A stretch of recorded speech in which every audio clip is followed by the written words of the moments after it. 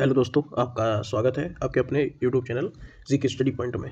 ये आज मेरा पहला प्रैक्टिस सेट है जो मेनली रहेगा यूपी होम गार्ड और जो भी होते हैं यूपीपी, एसएससी और लेखपाल, जो भी वनडे एग्जाम होते हैं उन सभी के लिए ये बहुत ही महत्वपूर्ण रहने वाला है। ठीक है, तो आपका ज़्यादा टाइम ना खराब करते हुए ये स्टार्ट करते हैं। ठीक है, इसका पहला प्रश्न है, सिंधु घाटी सभ्यता का सबसे बड़ा स्थल कौन सा है? तो ये है, इसका ऑप्शन है सी, मोहनजोदड़ो। ठीक है,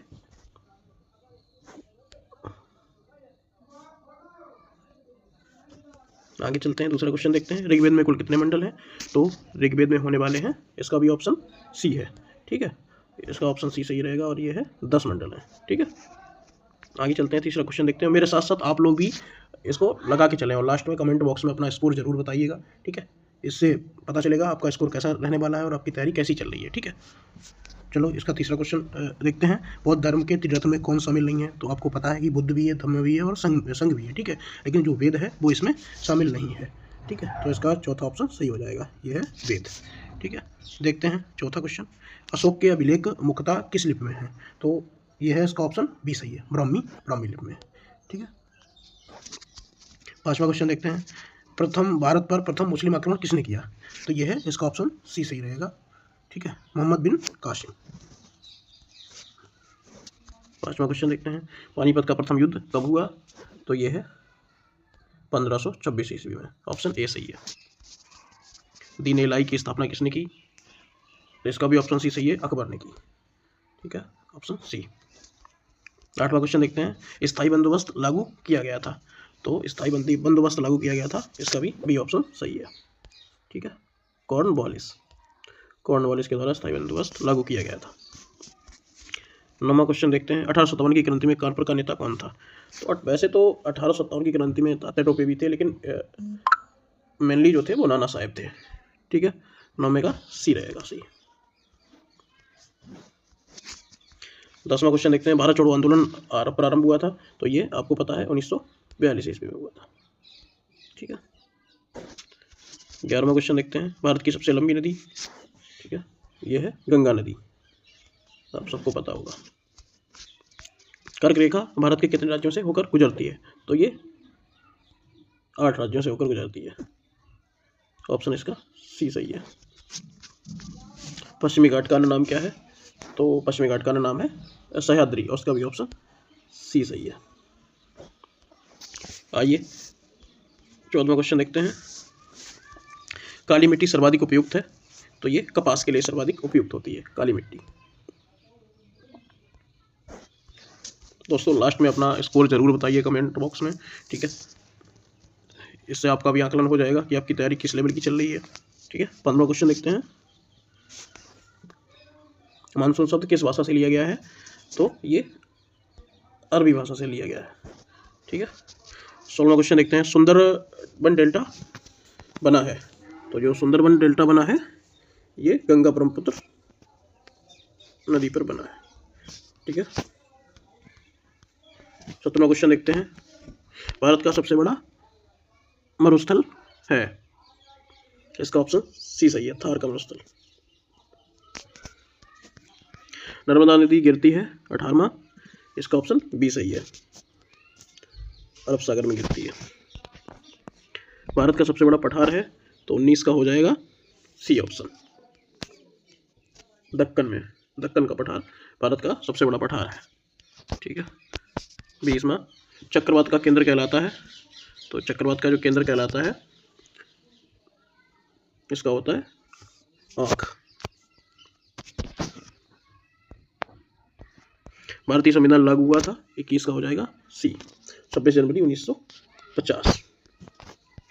संविधान सभा के अस्थायी अध्यक्ष कौन थे? तो संविधान सभा के अस्थायी अध्यक्ष थे सच्चिदानंद सिन्हा जी, ऑप्शन सी। मौलिक अधिकार वर्णित हैं 23, मौलिक अधिकार वर्णित हैं बी ऑप्शन, भाग 3 में। नीति निर्देशक तत्व लिए गए हैं 24, नीति निर्देशक तत्व लिए गए हैं आयरलैंड से, ऑप्शन सी।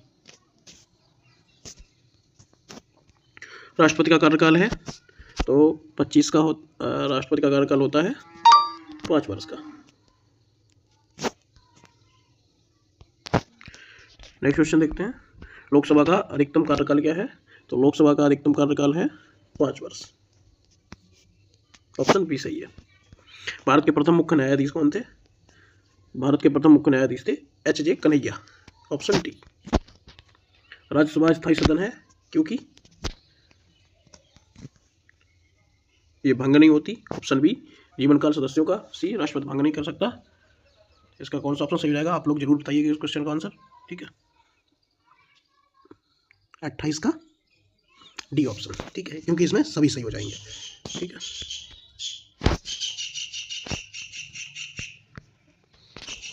संविधान संशोधन का अनुच्छेद है। संविधान संशोधन का अनुच्छेद है 29 नंबर क्वेश्चन है। इसका आंसर सही होगा सी ऑप्शन। ठीक है, ये आर्टिकल 368 में है। ठीक है, पंचायती राज को वैधानिक दर्जा मिला है, तो 30 में हो जाएगा ऑप्शन सी। योजना आयोग की स्थापना हुई थी 31 देखते हैं, इसका ऑप्शन हो जाएगा सी 1950 में। ठीक है, भारत का केंद्रीय बैंक है 32, भारत का केंद्रीय बैंक है B option RBI, reserve bank of India. ठीक है, जीडीपी का पूर्ण रूप कौन सा है? तो जीडीपी का फुल फॉर्म है ग्रॉस डोमेस्टिक प्रोडक्ट। ठीक है, ऑप्शन ए सही है। 33 हो गया। 34 नेक्स्ट क्वेश्चन देखते हैं। 34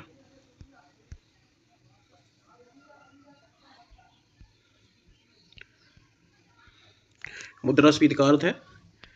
ठीक है, ये इकोनॉमिक्स से क्वेश्चन है। मुद्रास्फीति का अर्थ है तो ये है कीमतों में वृद्धि। इसका सी ऑप्शन सही है। ठीक है,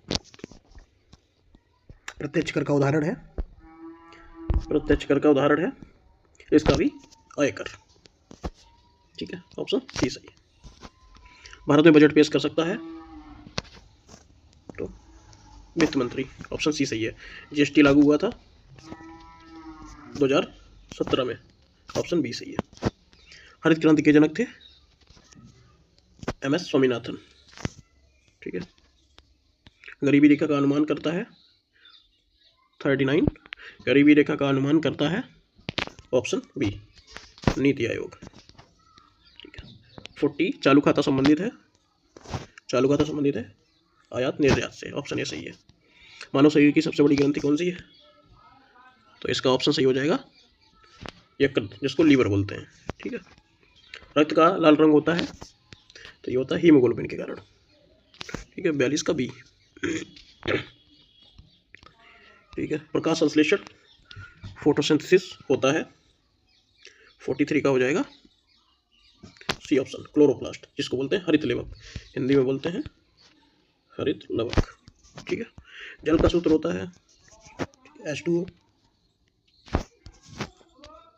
विटामिन सी की कमी से क्या होता है बताइए?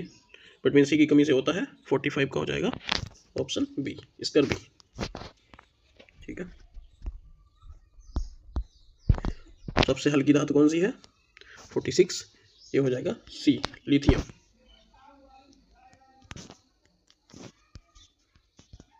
विद्युत धारा की इकाई है 47 का हो जाएगा सी एम्पियर।